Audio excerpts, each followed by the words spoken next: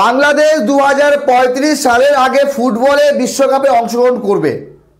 বাংলাদেশের ফুটবল প্রেমী মানুষ এবং বাংলাদেশ ফুটবল ফেডারেশনের এই একটা স্বপ্ন আছে, আর এই স্বপ্ন দেখছে বাংলাদেশ হামজা চৌধুরীকে কেন্দ্র করে। বর্তমানে বাংলাদেশের ফুটবলে হামজা চৌধুরী এখন একটি বটবৃক্ষ রূপে দাঁড়িয়ে আছে। হামজা চৌধুরী এমন একজন প্লেয়ার, তার খেলা থেকে এতটুকু বোঝা যায় যে জিততে চায়, যে করে হোক ম্যাচ জিতবো। 2 গোল দেওয়ার পরে যখন বাংলাদেশ ম্যাচ জিততে পারেনি তখন হামজা চৌধুরীকে আমরা কান্না করতে দেখেছিলাম। কিন্তু সেই হামজা চৌধুরী যখন বাংলাদেশকে জেতায়, অ্যাকচুয়ালি জেতায়, আর হামজা চৌধুরী কোথায় খেলে? কখনো ডিফেন্স করে, কখনো মিডফিল্ডে চলে যায়, কখনো গোলকিপার হয়ে যায়, কখনো বল নিয়ে অপোজিশনের গোল পোস্টে গিয়ে গোল দিয়ে আসছে। এইরকম কাজ করছে হামজা চৌধুরী। তো এইরকম অলরাউন্ড পারফরমেন্সওয়ালা প্লেয়ার বাংলাদেশে না, প্রত্যেক দেশের প্রত্যেক জাতীয় দলে থাকা দরকার। কিন্তু হামজা চৌধুরী এক পিসই আছে, যে হামজা চৌধুরীকে বাংলাদেশ অলরেডি খুঁজেছে এবং হামজা চৌধুরীকে সেই সম্মানটুকু বাফুফে দিচ্ছে, বাংলাদেশের প্রত্যেক জনগণ দিচ্ছে। একজন প্লেয়ার কি চায়? আমি যেই দেশের হয়ে খেলছি বা নিজের দেশের হয়ে খেলছি বা যেই দলের হয়ে খেলছি, সেই দলের সাপোর্টার থেকে আমি সম্মান চাই, ভালোবাসা চাই। আর সেই সম্মান এবং ভালোবাসার জন্যই হামজা চৌধুরী পারফরমেন্স দিচ্ছে। তার সঙ্গে বাংলাদেশের বাকি যে প্লেয়ার প্রত্যেকে পারফরমেন্স দিচ্ছে, প্রত্যেকেই চায় যে ভাই আমরা যে করে ম্যাচ জিতবো। বাংলাদেশ ভারতকে 22 বছর পর ম্যাচ হারাতে পেরেছে, সেটা কিন্তু ওই হামজা চৌধুরীর জন্য। হামজা যদি না থাকতো সেদিন, তাহলে বাংলাদেশ গোল একটা খেয়ে যেত। তো শুধু হামজা চৌধুরী না, যদি বাংলাদেশের বর্তমানে হামজা চৌধুরীর আশেপাশে আমরা প্লেয়ার দেখি, জামাল ভুঁইয়া, তারেক কাজী, মোরসেলিন থেকে শুরু করে সামিদ সোম, ফাহমিদুল, কিউবা মিচেল, জায়ান আহমেদ, প্রত্যেকেই নিজের নিজের জায়গায় বেস্ট প্লেয়ার। সামিদ সোম বলেছিল যে ভারতকে আমরা ম্যাচ হারাবো। অ্যাকচুয়ালি মুখ দিয়ে বলা আর কাজ করে দেখানো অনেক তফাৎ থাকে। কিন্তু বাংলাদেশ ফুটবল দলের এই যে দলটা, আমরা ভাবিনি যে বাংলাদেশ আমাদেরকে হারাবে।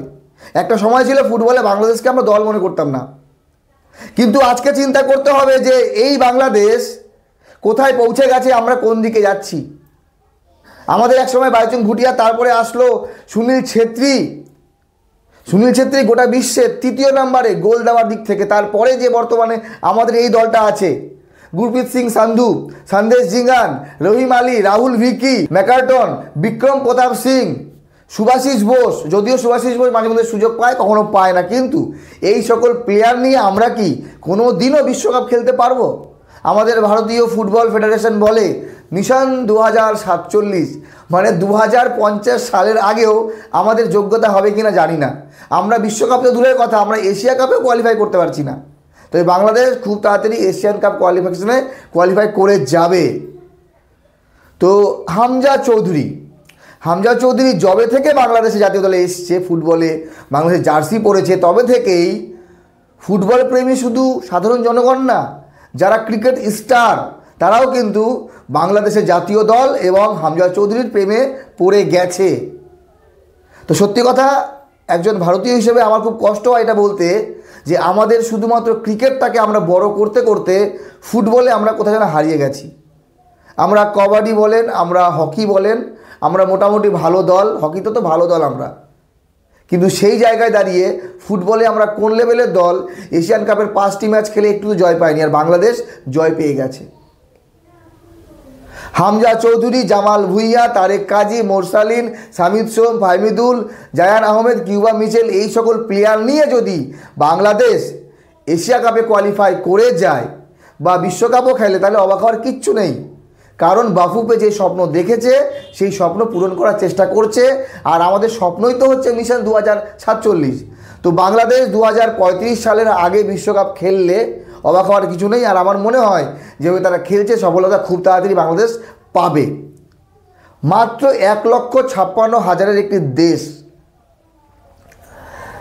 খুরসাও কোয়ালিফাই করে গেছে বিশ্বকাপের জন্য। চিন্তা করেন, এবারের বিশ্বকাপে সবথেকে ছোট দেশ হিসেবে খুরসাও কোয়ালিফাই করে নিল। জামাইকাকে গোলশূন্য ড্র করিয়ে তারা এই যোগ্যতা অর্জন করেছে। মানে 1,56,000 মানে কি, আমাদের পশ্চিমবঙ্গের যে কোনো একটা পৌরসভায় এর থেকে বেশি জনসংখ্যা আছে। আর আমরা 140 কোটির দেশে ভালো ফুটবলার 20 থেকে 25 জনকে পাচ্ছি না। কিন্তু বাংলাদেশ বিকল্প পদ্ধতি অবলম্বন করেছে এবং সাকসেস পাচ্ছে। বাংলাদেশি বংশোদ্ভূত বিদেশে থাকা বড় বড় ফুটবলারদেরকে আনছে, তাদেরকে নাগরিকত্ব দিচ্ছে, তাদেরকে সম্মান দিচ্ছে, তাদেরকে দিয়ে খেলাচ্ছে এবং রেজাল্ট বাংলাদেশ পাচ্ছে। বাংলাদেশের আগামী ফুটবল ভবিষ্যৎ খুব ভালো হোক, খুব ভালো হোক, তারা কোয়ালিফাই করুক, বিশ্বকাপও খেলুক, কিন্তু আমাদেরকে নিয়ে একটু আমাদেরই চিন্তা করতে হবে। আমাদের দেশের ফুটবল নিয়ে বাইরের কোনো বিশ্ব চিন্তা করবে না। আগে আমাদের লক্ষ্য হওয়া উচিত এশিয়ান কাপে কোয়ালিফিকেশনে, তারপরে আমরা বিশ্বকাপ খেলব। আপনাদের মতামত জানাবেন। হামজা চৌধুরীর মতো একজন ফুটবলার ভারতেও দরকার, যে সমগ্র ফুটবল দলটাকে এগিয়ে নিয়ে যাবে এবং আমাদের ফুটবল প্রেমী যারা মানুষ আছে তাদের মনে একটা আশা জাগাবে যে আমরাও পারবো, আমরাও করতে পারবো, আমরাও পারবো। আর একটি ফুটবল দলের ভালো করার পেছনে কোচের যথেষ্ট হাত আছে। বাংলাদেশের বর্তমান কোচ ক্যাবরেরার যথেষ্ট ভালো কোচ, তাকে কেউ পছন্দ করতে পারে বা না করতে পারে, কিন্তু নিশ্চয়ই ভালো কিছু করেছে দলটার ভেতরে, যার জন্য ভারতকে হারাতে পেরেছে। আর ভারতকে হারানোর পর হামজা চৌধুরীর যে একটা লেভেল, সেটা আরও বেড়ে গেছে আমাদের নজরেও, যে ভাই না, হামজা চৌধুরী আসার পর বাংলাদেশের দলটার পরিবর্তন আমরা চোখে দেখতে পাচ্ছি, তাদের খেলায়, তাদের এগ্রেশনে, তাদের রেজাল্ট।